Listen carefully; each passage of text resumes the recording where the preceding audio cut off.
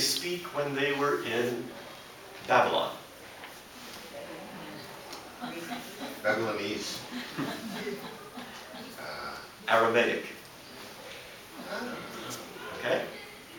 So they came back. So Hebrew died as a language with the Babylonian exile. Okay? They came back speaking Aramaic. So some parts, some of these later parts of the Bible, the Old Testament, were actually written in Aramaic. Okay? Then, in the 300s, you had a new world power.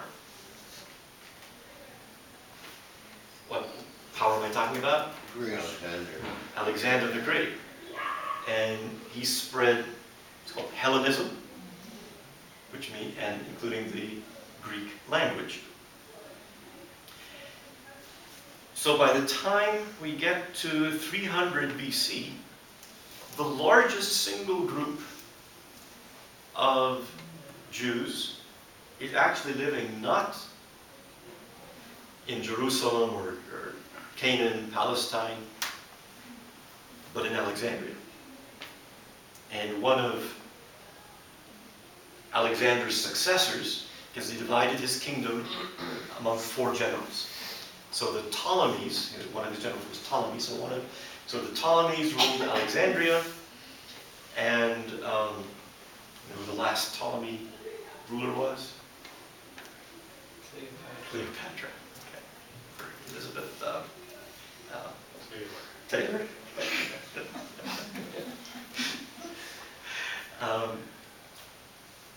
But one of the Ptolemies who wanted to do like we do with our Library of Congress, have Library of Alexandria, have a copy of everything, as well as Alexandria was 3/5 Jewish, had 5 boroughs, if you will, 5 boroughs. 3 of them were totally Jewish. Just like New York. Just like New York. I wanted somebody would pick up on that. So I use the term boroughs. Okay. And so the, because that was his people, if you will. So he commissioned 70 scholars, priests and scribes, to come from Jerusalem and wherever they were to Alexandria. And Septuagint refers to 70. Okay. Now the Jews themselves had such high regard for the Septuagint translation, they considered it not only a translation of inspired texts, but is itself an inspired work. Okay? So there are legends about the Septuagint that you don't have to take as gospel, but they do show how the Jews themselves regarded the Septuagint. So the legend is these 70 scholars were placed in 70 separate rooms. And over the course of 70 days, they came up each with the same text. Okay? That's only a legend? I thought it was real. I mean, if you've ever tried to translate something, you know, you can change the word order, you can change the word choice, even if you're conveying pretty close to the same meaning. But here it is. The Jews themselves understood that they were inspired by God to make this translation. So the Septuagint is actually we see now as a more accurate text than the Hebrew text that survived. The most ancient Hebrew text in common use today is known as the Masoretic text.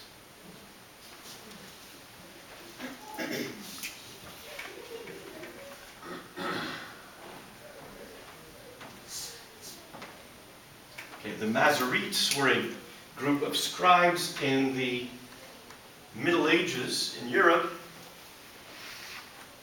So the earliest Hebrew text that we have complete, aside from the discovery of the Dead Sea Scrolls, in the 20th century, is from the 10th century AD. So we have complete copies of the Septuagint from the 4th century.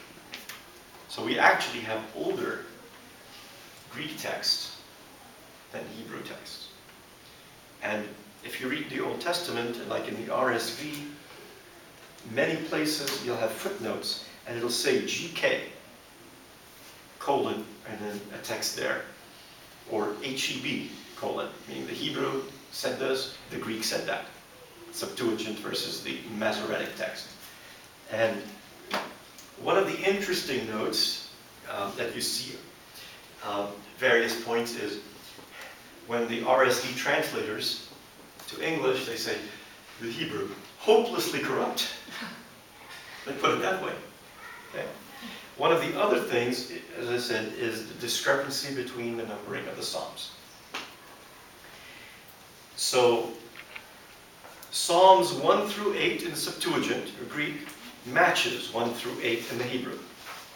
Psalm 9 in the Greek is split in the Hebrew into Psalms 9 and 10. Now this is one of the cases that shows that the Greek is actually more authentic.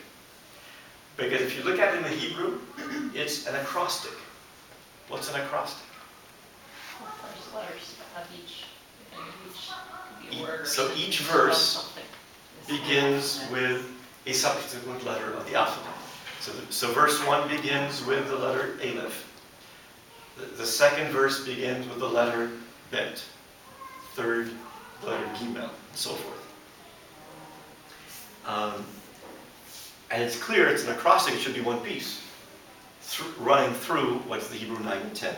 And so that kind of thing continues, so that most of the Psalms, you're one off, because what originally was 9 was split into 2. So this is, if you look at your handout, I have it on there as a little key to deciphering the numbering. So most of them, from 10 through 112, you just add one. So like, the most common psalm that we use is Psalm 22. Nope. No, I mean liturgically. Psalm 50. Psalm 50. Yeah. Psalm 50, Hebrew numbering would be Psalm 51. Psalm 50. Have mercy on me, O God, according to thy great mercy, according to the multitude of thy mercy, blot out my iniquity. We recite that over and over through many of the services and prayer, personal prayer as well.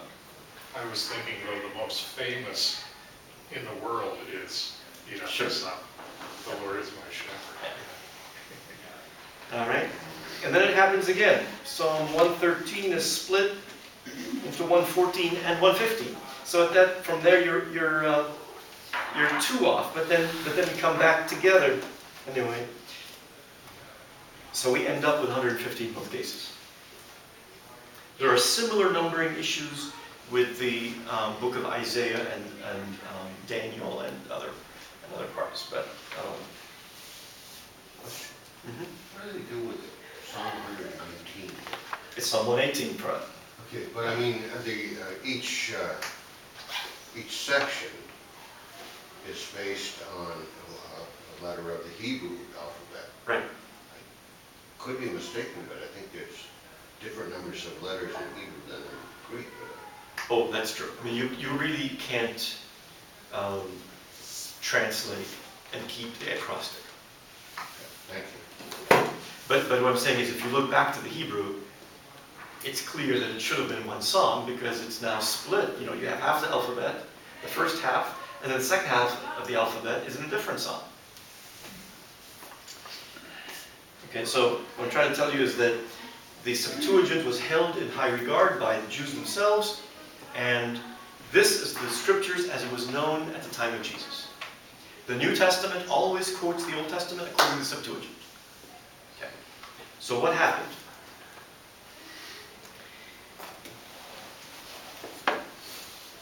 Because the Septuagint included some later things, like I mentioned, some of them written in Aramaic, some of them written in Greek. And it was showing, now as we're getting this ongoing self-revelation of God, we're very close to the coming of Christ, and some of these later books are showing a heightened sense of expectation of the coming of the Messiah.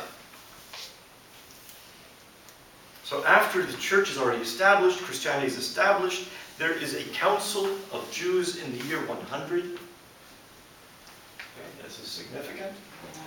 In the Palestinian seacoast city of Yamnia.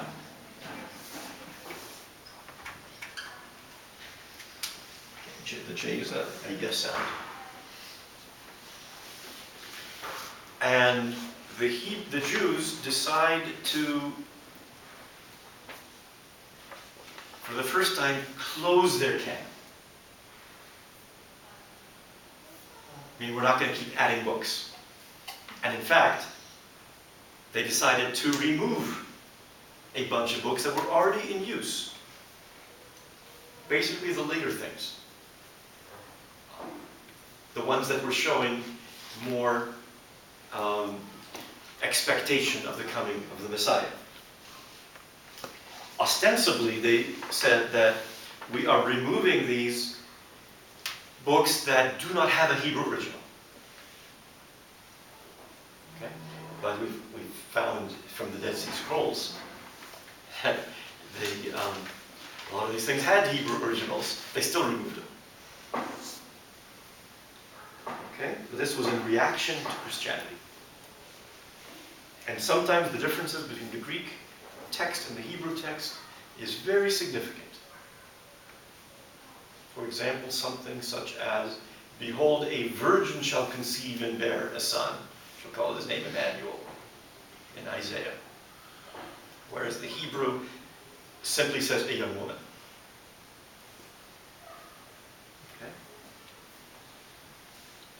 Okay? All right. So what are these extra books that we're talking about that were removed? Unfortunately, they're not in most of your Bibles. They are, in this edition, placed in a separate section in the back. They are in the Jerusalem Bible.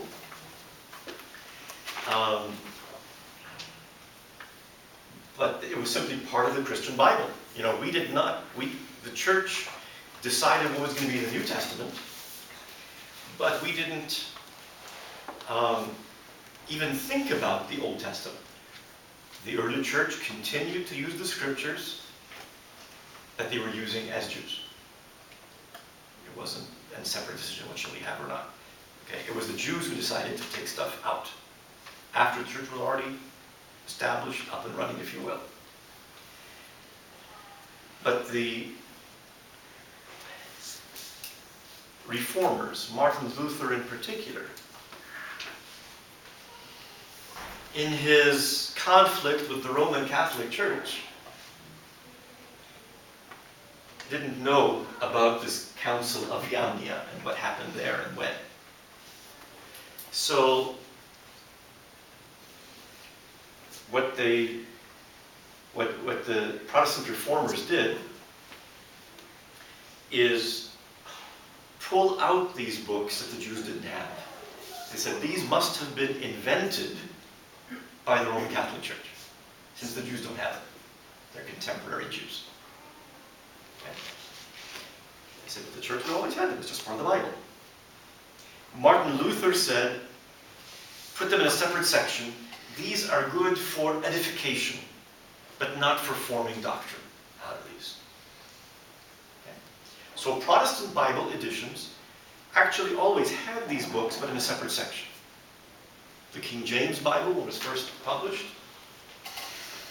had them. They put them in a separate section between the Old and New Testaments. But over time, to make less costly editions, they started omitting this section that was alternately labeled as apocrypha, meaning hidden, or deuterocanonical, which means sort of like second-class citizens. Second-class canonical. Yes? Yeah, Father Nabil, I've read that the Dead Sea Scrolls generally follow the Septuagint, or Exactly. the Masoretic text. Yes. Do scholars think that shows that the Dead Sea Scrolls showed that the Septuagint was translated from the original Hebrew, not the reconstructed Hebrew from the council, or from Yahya? Yeah, Which became the Masoretic Dead text. the Dead Sea Scrolls were